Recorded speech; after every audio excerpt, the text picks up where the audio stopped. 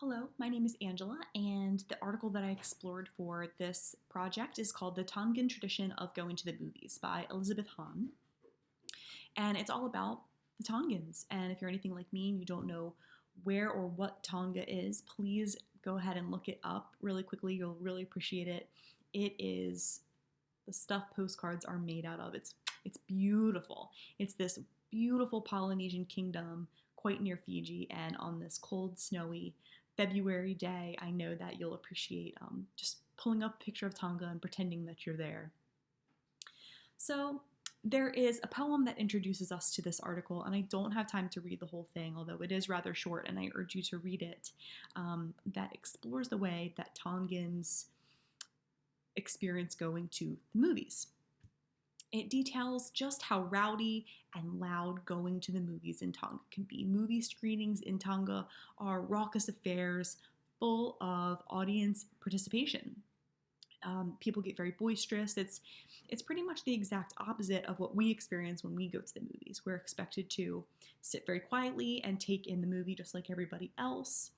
Just rustling your popcorn a little too loudly is going to get you shushed, right? Well, so their experience of going to the movies is the exact opposite. And so this poem can be very misleading because upon first reading it, you might think that this is a poem about an uncultured people taking in something that they don't understand, right? They don't speak English, and one might believe that the reason that the Tongans are raucous at movie events is because they don't speak the language, right?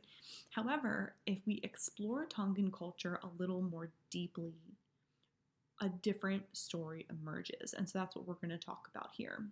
So on the one hand, this article is a story of movies bringing unfamiliar Western ways to this culture and how they take in this media and how it affects them, which is called media imperialism. But the Tongan people are not just receivers of Western media. That's a very Western way of thinking of things. There is another story here, and Hahn wants us to know that there's the story where Tongan culture interacts with Western cinema and creates something wholly unique, all its own. And much like Adichie mentions in our TED Talk, there is more than just one narrative here. While yes, there is media imperialism happening, and the Tongan audience is technically taking in media in sort of that media imperialistic fashion.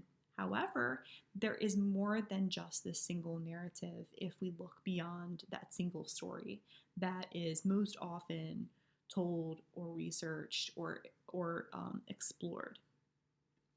So this is a story of what Tongans bring to the movies as opposed to what the Tongans hope to get from the movies. Their rowdiness at the movies is not because of a lack of manners. It is because of their manners in other areas of their culture.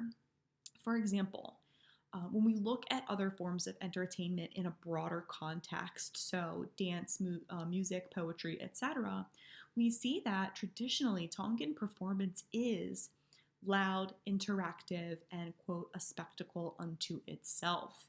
In Tongan culture, there is a national dance called Laka Laka, and through my research, I found out that it's actually this amazing blend of choreography and oratory, vocal, instrumental, polyphony, musical composition, and texts relating to local legends and history. So it's this vibrant social expression, right? And large groups of people perform these 30-minute performances where they're clapping and singing and got these beautiful synchronized movements. And there's this drama that's expressed through this beautiful interpretive dance that's always accompanied by poetic song. Fluid movements begin to tell a story. Dance steps and head tilts and fluid hand movements all add to the spectacle and to the narrative. The way that the dancer moves, the spin they put into the movement changes or helps navigate the story. And this entertainment, this is really important, this entertainment is always led by some sort of master of ceremonies called a punake, or a poet, that leads the dance. So he is all at once helping to choreograph this dance and make the narrative flow, but he is also engaging the audience in a really interactive, participatory way, right? He introduces things, but he also makes jokes, and he really eggs the audience on. And it becomes a sort of more informal gathering. People begin to participate, applauding, laughing, shouting, singing along. And although these gatherings are sometimes very large, they maintain a really intimate feel. Everyone is together and engaging in the spectacle. It's very personal, it's very interactive.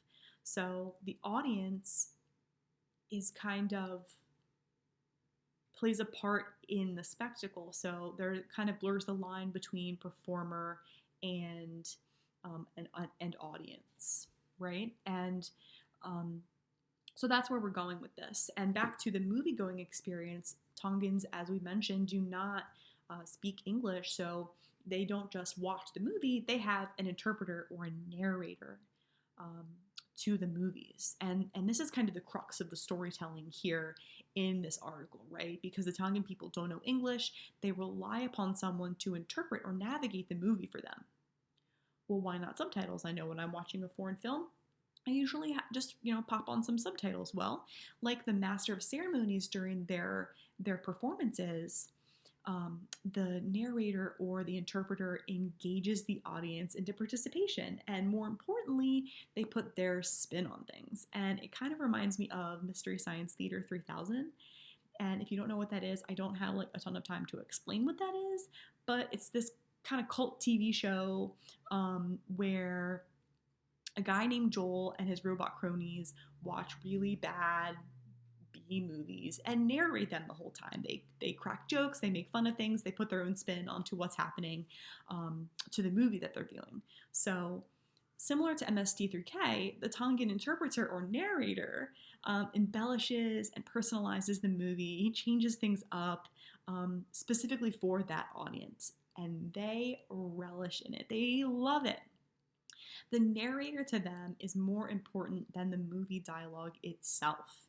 So the whole movie going experience for them is all about the spin that the narrator puts on the movie and less about the movie itself. And this is really wrapped up nicely for us when Han writes, people sat in distinct groups and paid attention to the movie in varying degrees of intensity, entertained by the wit of a narrator's comments rather than by the faithful rendition of the dialogue. And this idea that moviegoers are in it for the narrator is solidified later in the article when she explains how one narrator who tried to act like subtitles, who tried to like faithfully interpret the film, was booed and was fired because the audience was not interested in like fully understanding the movie or what was being said, but that extra cinematic context that only a good narrator can provide. So, it's very interesting because where we take in a movie and it's a very individual experience, it's not so with them. The movie, it has this third party. The story is coming to them through a third party, and it really depends on the audience to how the storyteller goes about telling that story. So I think that is really neat, and how we see the Tongan culture. So how we see the Tongan culture truly defines the way that they take in Western culture's movies, and it's just truly fascinating. I really enjoyed this article. As for libraries and how this interpretation or way of interpreting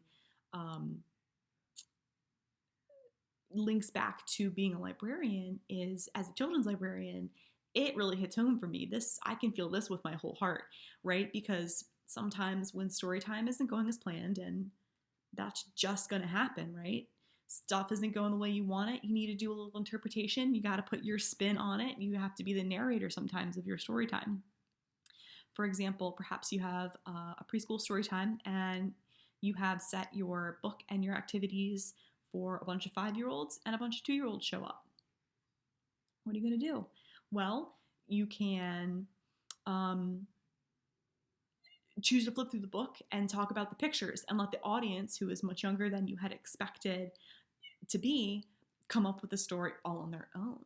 Or maybe you read the book, but you simplify the narrative. maybe there are times where you make the story funnier because the audience is a little wiggly and they're feeling a bit loud and they're not easily settling into that quiet story time mode. We know that storytelling is a really important part of literacy, and there are times when you break out the flannel board and you put some of your characters up there and you get the kids going, and you let the kids tell you how the story goes. And this participatory way of taking a story and making it up is very similar to the narrator in Tongan movie theaters, getting the audience engaged and moving them through a story. So it's less about the story and more about this personal experience. It's more about the audience than it really is about the story. So I totally love this article, and I can't wait to hear how the interpretation of stories is something that you can relate to in whatever field of information sciences that you're engaged in. Thank you.